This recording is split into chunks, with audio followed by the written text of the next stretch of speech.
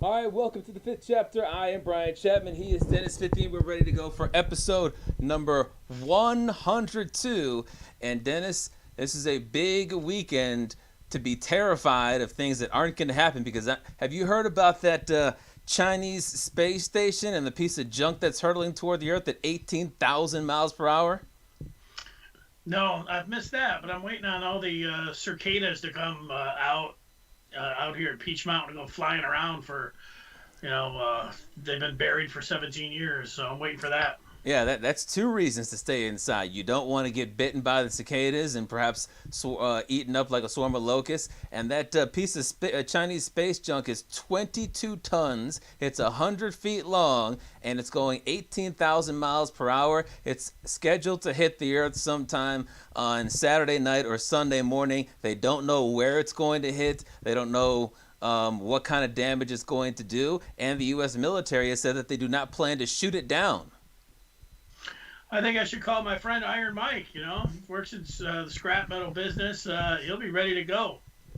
Hey, yeah, even if you can pick that thing up, perhaps you can get some Chinese space secrets and sell them back to the military or to some conspiracy theorists for $1 billion. But definitely want to thank everybody for tuning in to episode number 102. And I want to thank those who are watching via YouTube, Facebook Live, and Twitch, and to those who are listening to the podcast via Apple, Google, and Spotify. Make sure you like, subscribe, and participate in each show by sending in your feedback. Dennis will be reading it throughout the course of the show. You can send it in via Facebook Live or via YouTube. And if you're wondering what we'll be talking about during the course of today's show, let's take a look at today's book. As you can see in the second chapter, the same old Lions are making moves. They cut former second-round pick Kerryon Johnson. Did they do so too soon? And also, Jared Goff tells the media that he was told by the team about their draft plans before the draft occurred. I think there's another quarterback in the NFC North that might look at that with a raised eyebrow. In the third chapter, though the draft was completed last Saturday, we'll tell you about a couple of players in days 2 and 3 that the Lions should have drafted instead of the players that they ended up drafting. Not in the first round, but in drafts or in rounds 2 through 7 on days 2 and 3 of the draft. In the fourth chapter, we're going to play a little bit of Detroit sports trivia with our intern Brian Jelenik hosting that segment. So don't know what to expect there. I know Dennis is a huge fan of trivia, and so I expect to get blown out. Perhaps it's revenge for Spartan, Buckeye, and Wolverine, or Man, Woman, and Child. And then in the fifth chapter, it is a major wager where we will try to make you guys a little bit of money by telling you what we think is a good bet. But first, Dennis, we'll start off with the first chapter. And that takes us to those sorry Detroit Tigers. That offense had scored just 30 runs in the 17 games leading up to the series against the Boston Red Sox. That's obviously terrible. You're putting up less than 2 runs a game. But they came alive in Boston. 7 runs on Tuesday, 6 runs yesterday, 9 today. It's over 7 runs per game in Boston. And they only won 1 game. But at least they were able to put up some runs on the board, more runs in the last 3 days than they had in their previous 17 games. One man who did not contribute to that offensive explosion in Boston was future Hall of Famer Miguel Cabrera. Miggy was 0 for 9 in the first 2 games and was benched today. And you're probably thinking, well, why are you benching Miggy if he's a future Hall of Famer? It's because maybe it's because he was 0 for his last, not 7, but 0 for his last 7 games. In that span, he was 0 for 26 with 13 strikeouts and 1 walk. And for the season, Miguel Cabrera is 6 for 61 and 0.98 batting average with 22 strikeouts. He has 2 years left on his deal after this year, and he can't even hit 100 after a month into the season. Dennis, what do you think should be done about Cabrera? Should he be benched like he was today? Should he be put on the IL and the Tigers can make up an injury? Should they cut him like Albert Pujols was cut earlier today? Or should they continue to play Miguel Cabrera because he's Miggy and he'll figure it out? Well, I think you always, just like in sports, you do this. You're always talking about what's the score, where are you at, what's the time. It's always like that when you're trying to figure out time and score on what play you're going to call and everything else. For the Tigers, you just look at the scoreboard and look where they're at in the season. If there was any kind of glimmer of hope that this team was going to catch the Royals or catch the Twins or something for third place, or they were going to avoid a 100-loss season, any of those things, then you might say, yeah, we got to rest him, we got to do something else. But I don't think they have to do anything here. Like, if you're a Tigers fan, I think you rest him after a night game. You got a day game coming up. That's like what they did today. That's an easy way to go about it. But let's be honest, he'll probably get hurt over the next month, and he'll be on the DL, and you just say, hey, take it easy. Whenever you want to come back, come on back. And if I was a Tigers fan and I was going to Comerica Park this year, would I want to see who's the other first baseman? Scope? Would I want to see Scope at first base, or would I want to see Miguel Cabrera? I'd want to see Cabrera, even if he was hitting .75, or whatever it was. Would I rather see Mazzara pinch hitting, or would I rather see Cabrera if I was going to the game? I think everybody would still rather see Cabrera. If the team was good, you can make a case like, okay, let's put somebody else in there. I find the thing that would be interesting here is Cabrera going to beg out of the lineup, and with the fans start getting on him, like if this thing just continues and it's just miserable, and he's going up there and he'll get a hit eventually. But I mean, if he stays below the Mendoza line, he's hitting 100 and he's striking out at home, are the fans going to be giving it to him? And, is he just going to be able to still stay as a professional and go out there and, try to hit out of this slump? I mean, those are the things that, to me, are the interesting part. But you don't have to do anything. He's likely to get hurt. And the fans, because the season is already over, would rather see him than anybody else. So just let him play. Yeah, I kind of agree with that. I think that the best point you made there was that the team isn't doing anything. They're dead last in all of baseball. If they were a couple of games below 500, things would be different. But I think that ideally, if they were in that situation, they would have to, if not cut Miguel Cabrera, significantly change how often he's playing. Maybe make it once a week, twice a week, make him a pinch hitter, because this is embarrassing right now for Cabrera. He's hitting worse than a lot of major league pitchers. 0.98. You would think that even with baseball being the way that it is in 2021, with strikeouts higher than they've ever been, batting averages lower than they've ever been, that Miggy would still be able to hit at least 250. At least 250 with his declining abilities with the bicep injury and stuff like that. But not hitting at the Mendoza line, not hitting at half the Mendoza line, that's a problem. I think another reason why the Tigers are kind of stuck is that there aren't any credible options at AAA to bring somebody up that can replace him. I mean, I think that there's probably an option down in AAA or 2 or 3 or 5 who could out-hit Cabrera, because 0.98 is not that difficult to eclipse. 0.98 is atrocious.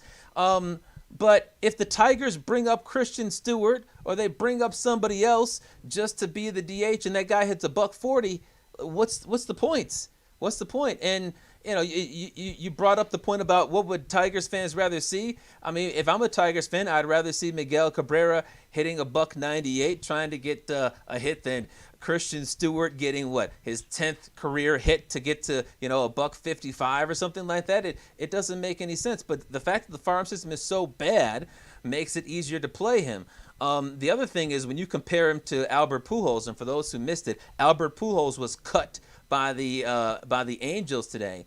Not only are the Angels only 3 games below 500, so they are in a playoff race, but not only is Albert Pujols in the final year of his contract, while Miguel Cabrera has 2 years left on his deal, but the Angels informed Pujols that he was going to be getting significantly less playing time. Pujols didn't want less playing time. He wants to play, so it was a mutual parting of ways. I can't see Miguel Cabrera and the Tigers having a mutual parting of ways, especially with so much money owed to Cabrera on his contract.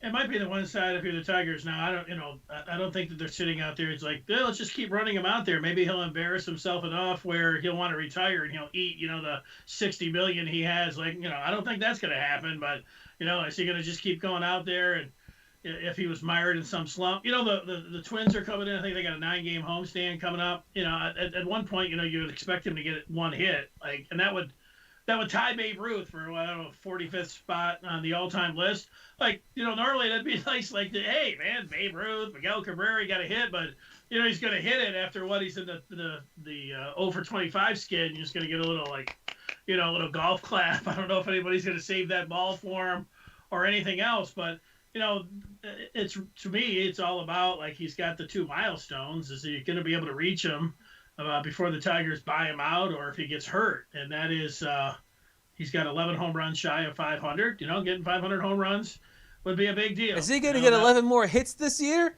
He's got 6. Well, he's got 6 so far. If you think about it, I think that if they put this on DraftKings or PointsBet or FanDuel or something like that, is Miguel Cabrera going to get 11 more hits this year? There'd be people betting on no, because he's got 6 in 1 month. If you include the point that you made earlier about how Miguel Cabrera is going to get hurt, if he misses the next month and the next time we see him is on June 6th and he's still got 6 hits, he's coming back from an injury, can't hit all year, there's a chance he might not get to 17 hits on the season. Give me a legit over and under 50. You taking the under? Under on 50 hits for the season? Yeah, 50 hits for Miguel Cabrera this year. You taking the over or under? I will take the under on 50 hits. Yeah, I feel like that too. So 11 home runs. I feel like I'm taking the under on that one too.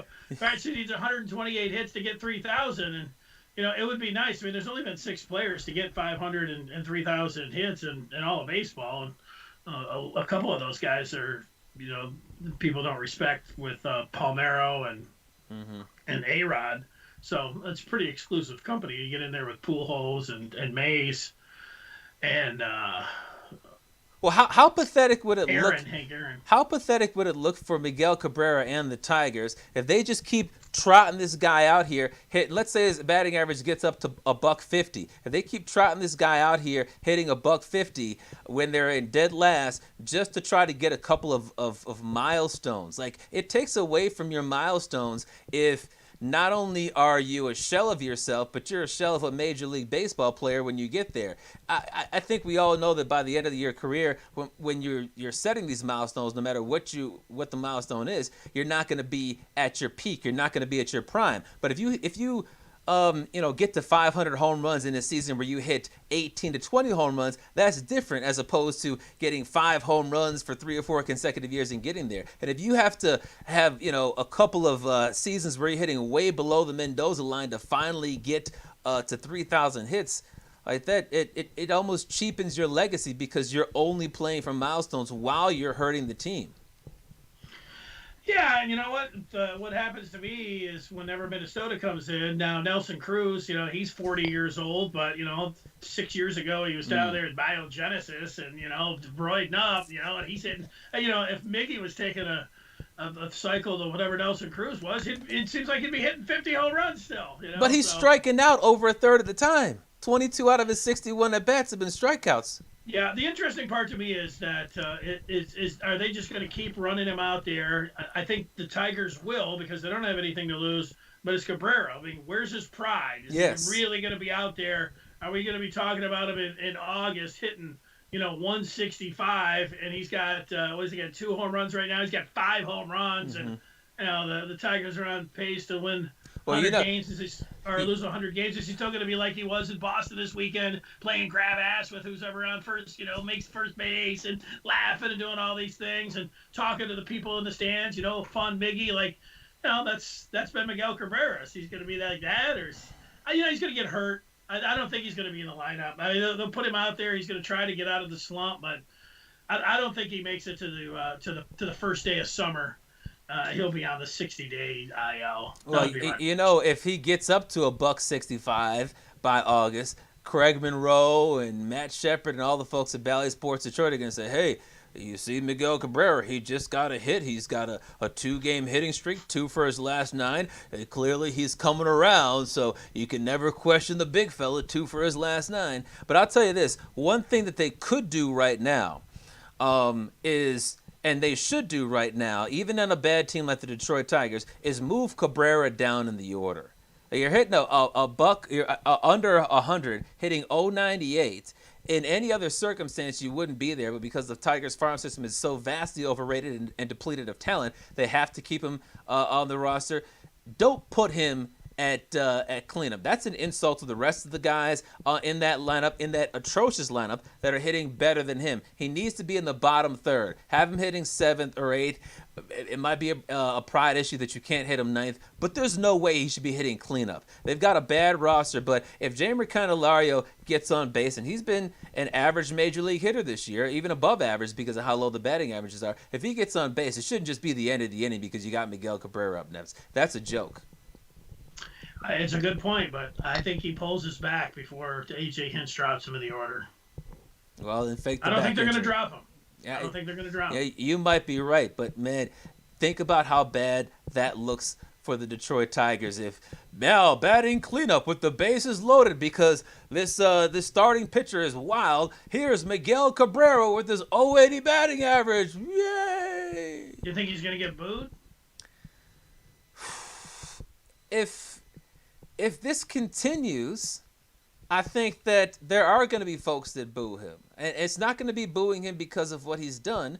It's booing him because fans are thinking to themselves, I can hit better than this. And there would be some fans that might be right about that. Like if there's a high school player who's the captain of his team, could a high school baseball player, the captain of his team, hit 100? I think so. If there are pitchers that can hit $125, $130, like under 161 at bats it's mind-bogglingly bad for a guy like Cabrera.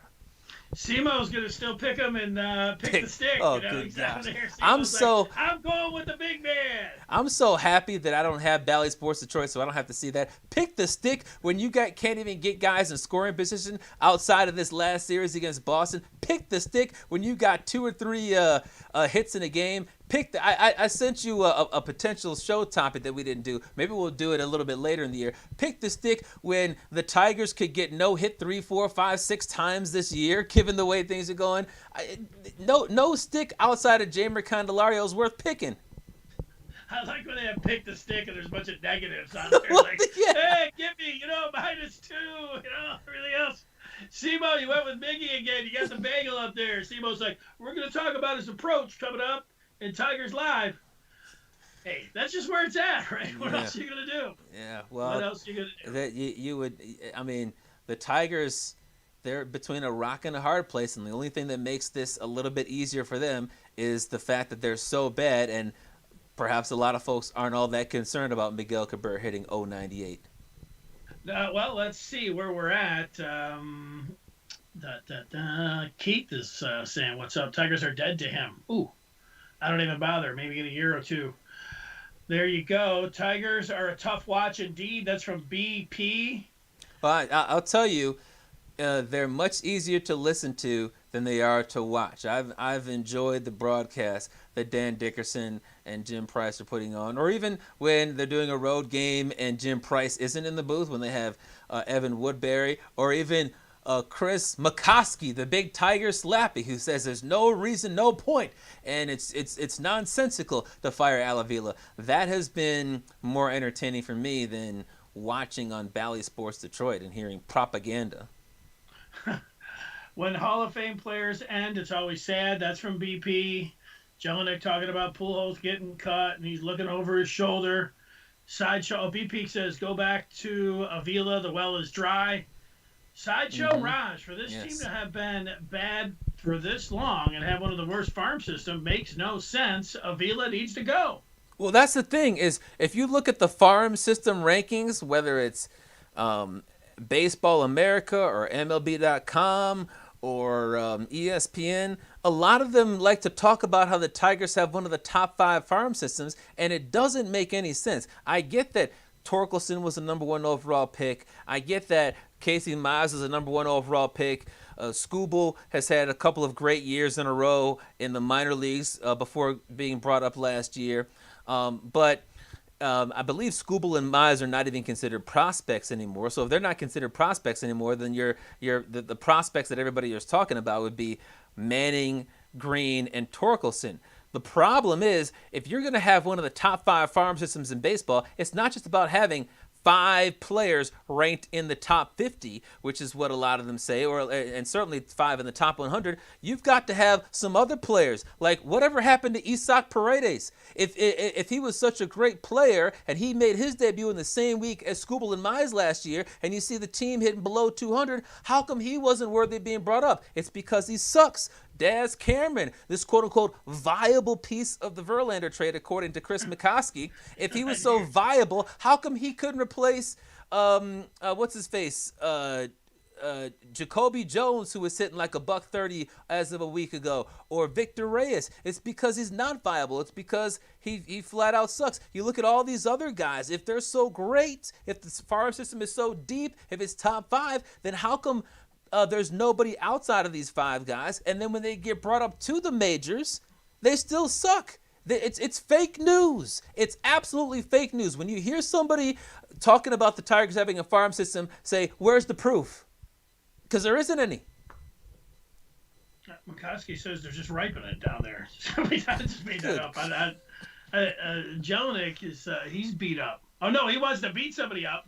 And then they're not even hitting half their weight right now. It's pathetic. He's on talking about Miggy, but he does take the over 50 hits. BP says Miggy deserves the heat. He should have been moved, but the Tigers wanted a Hall of Fame player to keep the seats full. Definitely over 17 hits, Keith is saying. I really think he got something left in the tank, but I could be wrong. I hope so. We all know he's being paid for past performance. Mm-hmm. And Jim Price is horrible. Keith says, nice guy, but not a good color dude. Double D and Jim Price, make it a good listen. What happened to Derek Hill? A question coming in from Sideshow Rock. He's part of that farm system. He's part of that. I did see, I think on Twitter, that he had a home run either yesterday or the day before. But this is a former first-round pick like 6-7 years ago. He's had a lot of injury issues. He's now finally up to AAA, and they still don't believe it's worthy to bring him up. I don't even think he's one of the top 10 prospects in this quote-unquote heralded Tigers farm system. It's a joke. It is absolute fake news when people start talking about how great the Tigers farm system is. Well, we knew this was coming at some point, where we suspected it when, they were giving those Tigers, they're giving them, 8, 10, 12-year contracts, at the end. Although, you bring up Dan Dickerson, he kept saying, Hall of Famers, if you look, the bat's still there, even up to 40 years old. And, people always referenced Big Papi and what he was able to do here. But, there's another side of it, too. I mean, I don't know, the last 2 years, like, I liked Victor Martinez, but the last 2 years that he was here was terrible too. Watching him go out there, it was embarrassing. Yeah. He started complaining about he was doing Castellanos, complaining about the seats, or how far the wall is and everything else. But that's it. When you're a bad team and you make as much as he does in the payroll, like all those other guys are making like $900,000, and Miggy's bringing his check in. And it's I can't imagine he's actually doing that. Hey, look at my check. I struck out 4 times, but hey, for this game, I got $180,000. How many of you guys are making that this year? I know. I remember when I don't remember who the hockey player was, but he was up with the Wings, and he was. He was 2 months in, and he was getting his check and getting all these things, and he was like showing it around everybody else. And he said his locker was next to Brett Hall, and Brett Hall's like, "Hey, take a look at mine." It was like, "Whoa." Yeah, so I guess they do, pass those checks around a little bit. But yeah, I don't. Miggy might be just taking his and stashing it really quick. Yeah, I would hope that he has direct deposit. Yeah, well, I would think so too. They still might get that paper receipt. Take a look at it. All right, let's turn the page to the second chapter. I'd get some Bitcoin going too. Oh yeah, that's me then. Let's go. The Lions making some news. They cut Kerryon Johnson, the running back out of Auburn. And that was some news. They also gave Frank Ragnow an extension, and then you were telling me a story about Jared Goff and the possibility of the Lions, taking a quarterback in the draft. So, what do you think about the news about the extension for Ragnow and then cutting Kerryon Johnson and your Goff news? Mm-hmm. Well, before I get to that, I almost forgot this. I put up a poll on Twitter asking what the Tigers should do about Miguel Cabrera.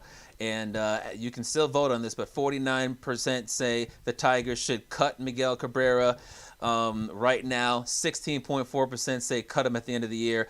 14.5% say maybe cut him, wait another month. And 20% say no, don't cut him because he's Miggy. So just wanted to point that out. When it comes to Frank Ragnow, I'll go with him first. He is now the highest paid center in the NFL. And that's coming off of this Pro Bowl season that he just had with the Detroit Lions. And he's got, 2 years left on his contract. So I think that when you look at how Decker just got a new deal recently at left tackle, you got this new deal for Ragnow, and he's looked at as one of the best centers in the NFL. And then you spend a first-round pick on Penei Sewell, then the offensive line better be excellent. The offensive line, with all this money attributed to the tackles and the center, it had better be, in a bad year, top 10, but you're certainly looking at top 5 for this for this offensive line. The running backs may not be superstar backs, but they should have all the holes they need, and then there's going to be pressure on them to perform. Jared Goff may not have superstar wide receivers to throw to, but he should have plenty of time to find Tyrell Williams or Amon-Ra St. Brown or whatever, in hopes that they eventually do get open. So I think that given the fact that this team is not expected to do well, if you're looking for bright spots, even though it's not exciting, the offensive line should be one of the bright spots. If you see that Jared Goff is constantly running for his life, or Jared Goff is constantly getting cracked, or DeAndre Swift and Jamal Williams are getting stuffed at the line on a regular basis, then you got to be saying to yourself, wait a second.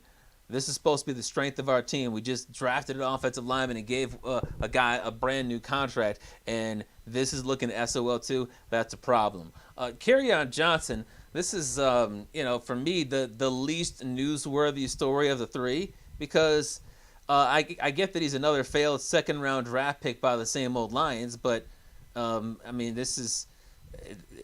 whether they cut him now or they cut him in training camp or some other point, like who was going into the 2021 season thinking about Kerryon Johnson? Like, I don't think anybody was.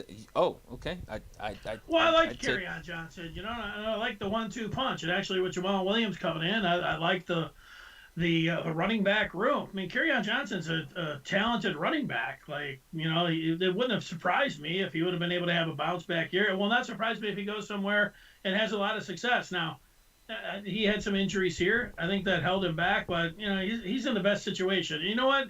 He was also somebody. I'm not gonna say that I sat around talking with him and interviewing him. I stood around and held a mic there while he was talking a few times. He's a fun guy. He's a fun guy to root for. And I thought he did have some talent. The injuries held him back. Obviously, with DeAndre Swift coming in last year, that was something. But I won't be surprised if he goes somewhere and is a RB1. And Lion fans, and I think Lion fans liked him. They'll look over there and say, damn. But, the one thing, wow, when you do have a new GM and a new coach coming in, if you're one of those players from the previous regime, everybody's like, whoa, and you're likely not going to be in the plans for the next 2 or 3 years. I mean, if you can see that, and there could be a younger, cheaper replacement, like the Lions, or when the writing maybe should have been on the wall when they picked that 7th rounder out of when they picked that running back out of Oregon State, with their 7th round pick, maybe that should have been a sign there. That should have been it, because they are looking down the line. I think the best team would have been with Kerryon Johnson being out there and sharing that workload, but because they're playing the long game here and the previous staff, out. I mean, to me, Kerryon Johnson is not an impact player. Not only did he have a bunch of injuries, but last year, he was the number 3 running back to DeAndre Swift and Adrian Peterson. And we're talking about Adrian Peterson, who's 36, 37, 8, 30, 40 years old. He's up there with Tom Brady. And DeAndre Swift, while people liked the draft pick, he had 521 yards rushing last year. And Kerryon Johnson was behind both of those guys. Kerryon Johnson last year finished the season with, wait for it, 181 yards on 52 carries. To sit here and talk about the Lions missing Kerryon Johnson, I think it doesn't make any sense to me. And you said that he's going to be an RB1 on the team. I think he's got that capability. I think here's my guarantee. Are the reason that he had 180 yards. Well, yeah, and guess what? If you're at the running back position, you're going to continue to take a beating, and he's had injury problems going back to college. But my guarantee is that he will never start another game in his career in the NFL. Never. Well, there we go. I think that's what it's all about. I'm talking about being an RB1. You're talking about never seeing the light of day. All right. Yeah. Let's go. Let's get to him here. Sideshow Raj says this regime didn't like Kerryon Johnson. They didn't owe him anything. He had his chances, never become the lead back. You knew the writing was on the wall when they took the running back in the 7th round. Mm-hmm. Only Kerryon perk. He could block. Yeah, he could do that. Hopefully the RB can hold on to the ball and isn't injury prone. That's from BP. Like, Lions fans have been wanting a 1,000-yard rusher since Reggie Bush. Kerryon Johnson has 1,225 yards in his career. And we're going to sit here and talk about missing him, less than 3.7 yards a carry each of his last 2 years, missing him because he can run block, and every once in a while when he was healthy, he was okay. He hasn't been picked up yet, has he? No, you're going to get picked up like that. Okay. As far as Jared Goff is concerned... but he's an RB1. I want an apology from both of you guys. Yeah, okay. You'll get it. You'll get it. And then he'll go for like 15 carries for 6 yards, and then he'll be cut the next day. But in terms of Jared Goff, I was interested to see that he had some comments to the media earlier today, and he said he was told before the draft that they would consider drafting a quarterback, and obviously they did not. And he said, quote, "I think it's a nice vote of confidence, obviously, for me." And I think that Goff is right. And I think that Goff is right about that. This is a vote of confidence because a lot of people don't think much of Goff like you.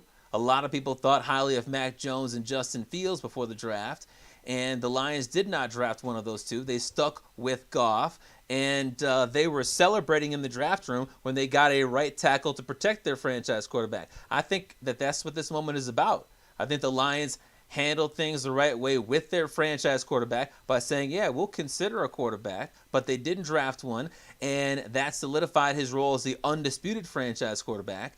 That said, the only thing that could make you think he's not on the firmest of grounds is because when they spoke to him, they said they might draft one. And if he was a superstar quarterback that was untouchable, then they would tell him that we would not consider one. But I think this goes to show you that he's a franchise quarterback, certainly for this season, but he still has to put up numbers next year because if they were considering drafting one next year, if he stinks in 2021, then they'll do more than consider next year. Well, even if he's just like he was the last 2 years, kind of mediocre, I think he understands that they would consider one. Correct. I like the idea of here keeping the lines of communication open with the quarterback. This is not a shot at Green Bay, but it's about the Green Bay situation. I know the team has the responsibility to the team, and and you can't always be coddling the players, but man, you have to look to your superstar players, and you got to look to the quarterback position and keeping them abreast of what's going on, whether it's going to be in the draft or or any other moves that you're going to make in free agency. That just seems like a no-brainer now. Like, you want to create a rift where if you can just get some input, doesn't necessarily mean like go to the Packers if they would have said, "Hey, Aaron, we're thinking about taking a quarterback," and he said no, and said, "Well, we're still going to take one," everything else. But, he said no every time they call him. He's like, "No, I want a wide receiver." But keeping him abreast of the situation, that they didn't do any of that. Keeping those lines of communication open with Goff, that sounds like a good idea. Yeah, and I think that this is an opportunity for Lions fans to gloat a little bit and say that their organization outclassed the Packers. I mean, we're talking about a new Lions regime, that gave a courtesy call to their quarterback who had not played a game. They'd been there for less than 4 months, and the Packers couldn't give a courtesy call to Rodgers when he had been with the team for his entire career, and they were not undergoing a new regime. So I think that's it's not a win on the field, but it's certainly a good look. No. And you would think that if somehow, some way, Jared Goff turns into a Pro Bowl quarterback once again, the Lions would not have a situation where in 10 years, if not only is Goff still here, but the front office is still here, which is never going to happen because they're always rebuilding, Goff would not be trying to force his way out of Detroit because they weren't keeping the lines of communication open and treating him wrong. They seem to really like him. Yeah, I don't know if gloat's the right word. It's a nice way to go about business. I'll give you that. Like, there's Packers immediately just like, look, dude, scoreboard. Like, what do you guys got? You're the Lions. So, we respect our quarterbacks. That's what we do around here. You know what? I don't think it was anything to gloat. Like, Stafford, it just became apparent here. Why did they get rid of him? Just wasn't working here. They gave it 12 years. He wanted to go somewhere else rather than him, being a jerk about it. The Lions being a jerk about it, they sent him where he wanted to go. And it seemed like it was it worked out for everybody. That's nothing to gloat about. Like, hey, you know what? We had a pretty good quarterback. Lions fans brag about 2-game winning streaks. Well, you know what? They're still bragging about. I was talking with Lion fans this week who were like, oh, yeah, man, I'm a total Stafford fan. Man, I hope he wins the Super Bowl. It's going to be, I'm just thinking, you know what? Guy's not here anymore. You're a fan of his. I don't know. I get a little bit of that because I rooted for Verlander a little bit. I rooted for him a little bit. Like, there's nothing. If the Rams are playing, an AFC team, and I don't know. If it wasn't draft picks tied to it, I could see rooting for him. Yeah. But because the draft picks are tied to him, it's counterproductive to root for him. Absolutely. At all. Packers traded up to get him. Keith says Hawk and Swift will be good pickups in fantasy. They are both due for big seasons. I agree with that. Jelenik is hoping that Swift works out. Love that we were able to snag him in the second round. Hope it really works. And Beth, going back to Kerryon Johnson, says, hey, he was always hurt. Exactly. So a lot of experts say that your best ability is availability, and he didn't have any availability. And if he doesn't have any availability, then how is he going to be an RB1 anywhere? He's going to get healthy because he's talented. That's why I think that. We'll see. All right, let's move on. All right, let's turn the page now to the third chapter, and that takes us to the NFL draft once again. And it seems like most fans and experts liked the draft for the same old Lions. Both of us gave them a B, but that doesn't mean every pick was the right one because obviously we didn't give them an A, although some other experts did. Dennis, you were very vocal before the draft that if Justin Fields was on the board at 7, the Lions should draft him, and they did not. I said that if Micah Parsons was on the board, even though I don't like Nittany Lions coming to Detroit, it would have been the smart decision to take the best defensive player on the board, and the Lions did not do that. But the thing is, you can play that game with other picks as well, and that's what we're going to do. We want you to play that game as well. We want to hear from you on Facebook Live and on YouTube in the comments. Dennis, when you look at the Day 2 and Day 3 draft picks for the same old Lions, who stands out to you as someone the Lions should have picked but did not pick? Yeah, and I think with the Lions, when you look, like not only did they need defensive tackles, you can make a case, any of the linebacker positions they could have needed. Of course, they did end up getting a corner, and of course, they need safety. So they need wide receivers. So besides offensive linemen or running backs or quarterbacks, then you pretty much had it wide open out there. So when you take a look at it, you can pretty much take anybody. I thought the safety out of TCU, Trey Morig, who the Raiders ended up picking 2 selections after, all mock draft season. That's all I heard about. Like, this was the top safety on the board. There were a couple guys that just loved Morig in the first round, and Pro Football Focus had him as their top safety. He was the Thorpe Award winner last year as the best DB in all of college football. I thought he was the top safety when I looked at it. He ended up being the 3rd safety pick, but I thought the Lions right there could have made the selection and had the best safety. And Lion fans would have said, look, the top safety in the draft fell to us, there in the second round. I think they would have been getting as many props as they did for taking a big defensive tackle out of Washington. Yeah, I was looking at him as well when the draft was unfolding. One of the guys that I was targeting, or one of the picks that I didn't like, the pick I liked the least actually was Aleem McNeil, the defensive tackle. And I didn't like it for a couple of reasons. First, why double up on defensive tackles when you just took one in the second round? And why continue to ignore the big needs of linebacker and wide receiver? So based on that, based on how I thought De'Ami Brown was going to go higher, I would have taken North Carolina wideout De'Ami Brown with that first pick that the Lions had in the third round. The Lions have arguably the worst wide receiver group in the NFL. They don't have a deep threat. Brown is a deep threat who runs a 4.4 40-yard dash. He averaged 20 yards a catch in 2020, and that's more than Cephas, Perriman, or Tyrell Williams got last year. Chris Sims, I'm a fan of his. He ranked De'Ami Brown the number 3 wide receiver in the draft ahead of Jalen Waddle. So if you have the chance to draft a number 1 caliber wide receiver in the third round, and obviously lots of other teams didn't think he was that great, but why not draft him, especially when you just drafted a defensive tackle? I think that that would have given the Lions a fairer chance to evaluate Jared Goff, and that's one of the most important things that the Lions have to do this year is evaluate Jared Goff, and they're going to have to do so without a number 1 or number 2 caliber receiver.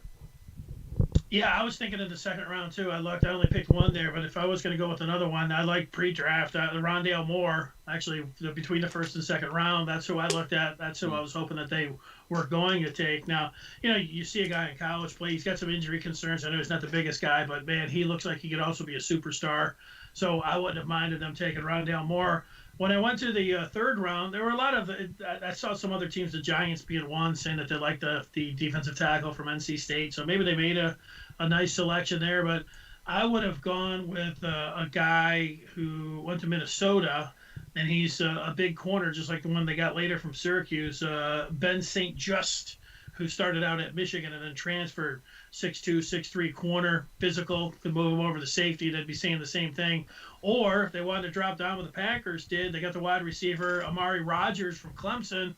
I wouldn't have minded him in the third round either. Like, he's another guy, when you watch him play, it's one thing, man, when you see guys play, and then you see guys play in big time programs on the big stage, and you just see that they're out there and they're being checked by guys that that are going to be in the NFL and they're making plays. I mean, Amari Rodgers is a good wide receiver. Not the biggest guy, but he's 5'9", he's over 200 pounds. He can do everything, and he was captain there at Clemson. I liked him. I would have taken him as well if they were looking for a wide receiver, or they could have gone that corner route in St. Just. Mm-hmm. No, those are good picks as well. I also looked at the fourth round. They had those 2 draft picks back to back. They drafted wide receiver Amon-Ra St. Brown of USC, 4th round, 112th overall. He addressed the position of need, but this is not a great athlete. I think that he's going to, at his best, turn out to be a career number 3 wide receiver. And the Lions already have a bunch of number 3 caliber receivers. I don't have an issue with them taking a wideout, but I don't think he was the best wideout on the board at the time. Tylan Wallace of Oklahoma State appeared to be the better pick. I know Kuiper liked him a lot better. Kuiper ranked St. Brown the 133rd best prospect and Tylan Wallace the 75th best prospect, which grades out to a 3rd round grade, early to mid 3rd round grade. So that suggests that perhaps Wallace could emerge into a number 2 caliber wideout, which is something the Lions don't have on their roster right now. Appropriate position. I just think they could have picked a better player. Yeah, let's go to the feedback here. A prediction by Sideshow Raj, who says Tavai will be the next second rounder to get waived. I'm with you on that. Why not? Was Spielman as an advisor? Why no linebacker? No, they did take one. They took Derek Barnes in the 4th round. Oh, yeah, the kid out of Purdue. Mm-hmm. Why stay with the 3-4? No, he's asking if they'll stay with the 3-4.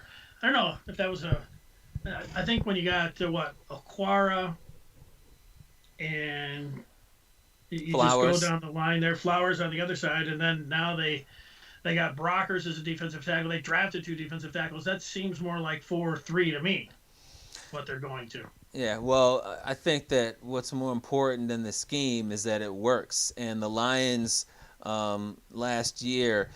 The scheme that they tried to execute did not work. It was one of the worst of all time, despite being engineered by a rocket scientist. So I don't think that Lions fans should be caught up on, are they going 3-4 or are they going 4-3? It's, can they stop anybody? Can they stop anybody? That's the key. Yeah, well, Jelenik's hung up on it. He's the one that put the question. I don't know if he's hung up on it, but he's ready to go here as we turn the page and get into some trivia. All right, let's do that. Let's bring in our intern, Brian Jelenik, and he's got some special trivia for us in the fourth chapter. Just really quickly before we get into trivia, guys, I don't think we're going to stay with 3-4. I just wanted to make sure what, just responding to Paul, I don't want a 3-4 because it was awful last year. So well, just because it was awful last year doesn't mean that the 3-4 should not be used in the NFL. Matt Patricia is just flat out atrocious, and I guess unless he's with the Patriots because Bill Belichick seems to like him back. But just because it didn't work last year doesn't mean it shouldn't work ever. I associate the 3-4 with Patricia, so I don't want to see it ever again. Just okay. Putting it out there. Anyway, some Detroit sports trivia. You guys ready? Yeah, and we want everybody out there to play along as well. Yeah, don't Google stuff or anything like that. Just see what you can do without looking stuff up. No Google. Question 1. All right, you boys ready? Yep. Yes. Detroit is one of how many cities with all 4 Major League sports teams within the city limits? In the city limits. Within the city limits. So, like, Boston doesn't count because... the Patriots New York or Foxborough. Teams, yeah. Okay. Yeah. And the New York teams don't count because they go out to New Jersey. How many cities, boys? Miami could be one, right? They're right downtown. Both of them play right there. The Dolphins, that place right down there. Miami is not one of them. The Panthers play in Sunrise. You guys got to guess one. Come on. Well, I know Chicago's one of them. There we go. There's one. Let's see. I would say that no, Philly. No, not that one. Philly's two. Philly. Yeah, Philly's definitely one. All 4 major teams. How many are there? Did you tell us how many there were? 5, including Detroit. So you guys Detroit, have Chicago, Philly. Yeah, you guys. There's 2 more. Minnesota, Minneapolis. No. I don't know. The Vikings play right downtown. So do the baseball team. So does the basketball team. Yeah, where does the hockey team play? Yeah, they're right. I'm going to say Minnesota does. I'm going to go against you. According to the 2 websites I looked up, Minneapolis, St. Paul was not listed. I just think, like, 'cause I know I was there last year at Target Field, and then where I think the T-Wolves and the... Where do the Stars play? Minnetonka? They don't play in Minnetonka or something? No, they play the Wild. Yeah, that's what I mean. Right downtown, right next to the Target Center. They play in the same one, and right when you get on the expressway... Let's call it fake news on this sucker over here. It is downtown, where the Minnesota Stadium is downtown. So I fact-checked with 3 different websites, okay. So I'm gonna stick to my list. You want me to give you the other 2? No, well, let's see on the chat here. No. Sideshow Raj is saying St. Louis, but no, they don't have all 4 teams. BP saying L.A. No, LA, no, there you no, go. no. The Dodgers don't play in Los Angeles. Don't they play in Chavez Ravine? I have LA is listed on the 3 websites. Chavez Ravine is in LA, isn't it? Or is it Chavez Ravine? I think it's in the city limits, isn't it? Yeah. There's one more, West Coast. It's not Arizona. Nope. Think of AFC West football teams. Oh, Denver. There you go. Okay. There you go. And just one little add-on to that question. Of those 5, Detroit and only one other city actually have the teams in the downtown area, Philly. like in the city center. Philly. Nope. Yeah, it is. Hey, I fact-checked this with multiple websites, so we're sticking to my list. It's Philly. They're all next to each other. It's Denver. Denver. All right. Denver. All right.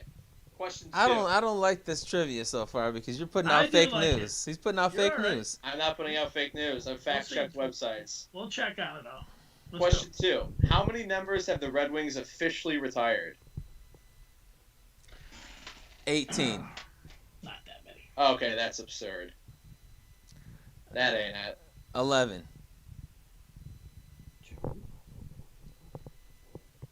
Oh, Fith's got it.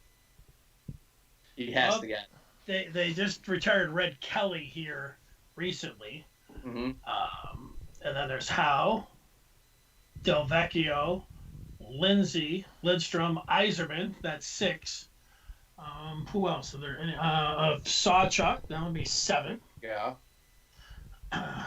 Besides, They those should guys have retired Sergei Fedorov's number, but they won't. They haven't done that yet. It's an unofficial retirement. So it's not a retirement. Correct. The Illiches only like to retire numbers of Hall of Fame players. I'm going with those 7. All right, so you missed out on Sid Abel. No, old And boot then- knows. I should have been able to get him. I should have been able to get him too. I don't even want to ask you guys for the 3 unofficial numbers, so we're gonna move on. Do you know their names? Yes, I Go can't ahead. pronounce number 6, Larry Owry, All right. and then Vladdy, number 16. Oh, I didn't know he was unofficially retired. I didn't know that. Well, they haven't. It's not in rotation. That's a better way to put Oh, it. Oh, okay. Yeah, You unofficial. can't get his retired jersey, but it's not retired. And question number 3. There's only 5 questions, boys. In honor of Penei Sewell being drafted 7th overall, how many offensive linemen have the Lions drafted in the first round since 2000? A lot. Yeah. A lot is a good guess. I will guess in the first Jacker. round. Reef. 11. Godser Churlish. Since when? 2000. 11. It's less than that. It's less than that.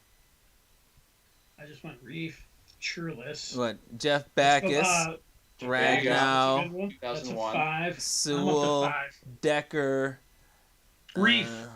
Reef. Yeah, Reef. 2012. Godser Churlish. He was the number 1 pick. Yep, 2008. That's 5. 5. Okay, it is not. The number is 8. In 2000, they drafted Stocker McDougal. McDougal. Jeff Backus in 2001. We said Goss- numbers, but Yeah. we didn't add him up, unfortunately. Yeah. Gosser Chulis, I can't say his name. Gosser Chairless. Riley Reef, Lincoln Tomlinson, Ah, Oh, Lakin Taylor Tomlinson. Yeah. Ragnow, and Penei Sewell. Yeah, I remember when So they we drafted we Lakin forgot about- Tomlinson, everyone was saying, how come the Pistons aren't drafting a Duke guard? It's the Lions. I know. yeah, actually, he went on like a lot of Lions and had success with San Francisco. Lakin, Tomlinson, and Stocker McDougal are the 2 Yeah. that we missed there. So Is- not a bad job. Is Lakin Tomlinson still in Frisco? I thought he started the Super Bowl for him 2 I years thought he ago. did, too. All right, question number 4. What award did Joe Dumars win that was a first for the Pistons? Sportsmanship award. No, they named that after him. Defensive Player of the Year. Nope. Chat.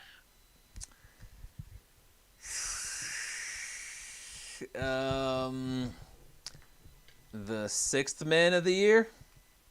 Sportsman No. of the Year. Sportsmanship, classy person of the year. Then they named it after him. The Finals MVP. Oh. All right, and finally, question number 5. Nothing about Al Avila's time as Tigers general manager has been good. I can't think Correct. of one redeeming free agent signing that Avila's made that's been a good decision. These are my picks, okay? I've went through all of his free agent signings, and I picked my 5 favorite ones. How much do you think he spent on these scrubs? All right, so I have 1, 2, 3, 4, 5. I have 6 players on here. I just want you to guess how much he spent on these players. Jordan Zimmerman, Mike Pelfrey, Mark Lowe, Justin Upton, Mike Fires, and my least favorite player ever in Major League Baseball, Josh Harrison. Well, we know it was 129 for Zim. Upton seemed like he was up there. There's another 200. Who else? Give me the other guys so I can add them up as we go here. Mike Pelfrey, Mark Lowe, Mike Fires, who actually kind of worked out, and Josh Harrison. 220. I'll I'm go gonna- with 230 million. Oh no, I'm gonna guess around 181. Oh God, boys, Chapman, what are you doing? 275 on those guys.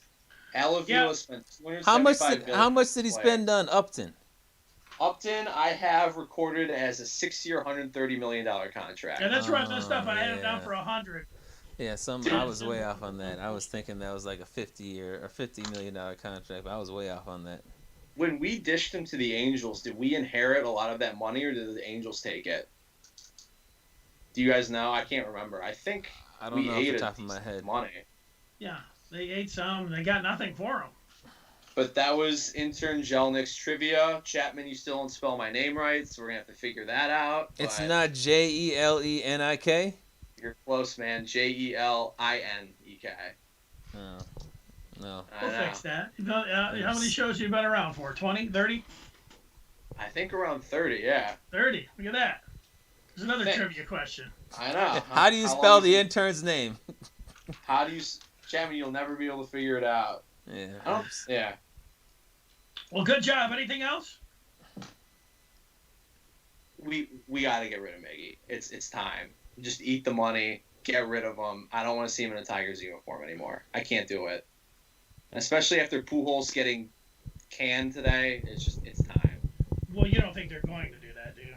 I don't think so because they want to put fans in the seats and they really want Miggy to be a Tiger to get the 3,500 homers. So they won't do it, but they should. I can't watch a $32 million player hitting .098. I can't do it. It hurts. Understood. Good stuff. All right, Brian. Now it's time to turn the page to the 5th chapter, and that takes us to the major wager. That's when we try to make you guys a little bit of money out there by telling you what we plan to bet on, how we see the odds stacked in your favor with these particular bets. And of course, if you're in the state of Michigan, you can do so from the comfort of your home by betting on your phone. Dennis, remind us of what you bet on Tuesday and what you're thinking about for tonight or this weekend. I took put some money down on Aaron Rodgers going to the Raiders plus 600. I like that bet, and I'm staying with the NFL. I looked through the MVP odds, and yeah, you get Mahomes, Lamar Jackson, sitting up there, some of those other ones. But I went way down, and I know that when did the Steelers start? 10-0 last year. 11-0. 11-0. Now that they got the running game, they picked the tight end. They got their defense are coming back. How the last stand for Ben Roethlisberger plus 10,000 to win the MVP. That's what I'm going with. Wow. Plus 10,000, Big Ben MVP. That is a huge dark horse. All right. Well, on Tuesday I picked Mitch Keller to finish with under 4.5 strikeouts against the Padres, and Mitch Keller finished with 5. So I barely lost that bet. Very disappointed that I lost that bet. But you can't win them all. Tonight I considered a couple of NBA games, but I'm going back with another Major League Baseball prop bet. 2 starts ago, if you remember, Madison Bumgarner had that Manfred Ball no-hitter. It was a 7-inning no-hitter, but it's not qualified as a no-hitter because it was in one of those 7-inning double-header games.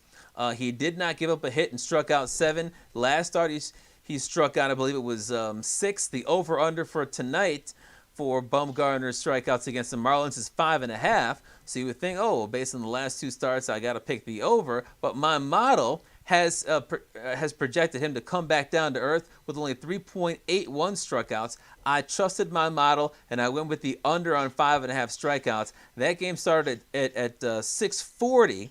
So we're 2 hours into that game, and my model was dead wrong because in the 6th inning, Madison Bumgarner already has 7 strikeouts. So my model has gone into a little bit of a slump. Well, you're only as good as your next pick, so we'll see how you do there. Bonus trivia question for either of you guys. What is the Mendoza line in baseball? 200.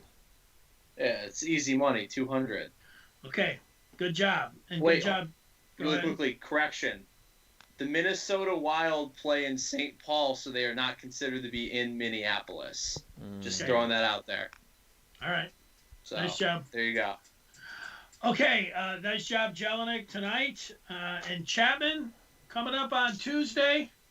Will Miguel Cabrera be over the Mendoza line, and will he tie Babe Ruth? He only needs one hit, one shy of tying the Babe for whatever it is, 45th. He's got 3 games.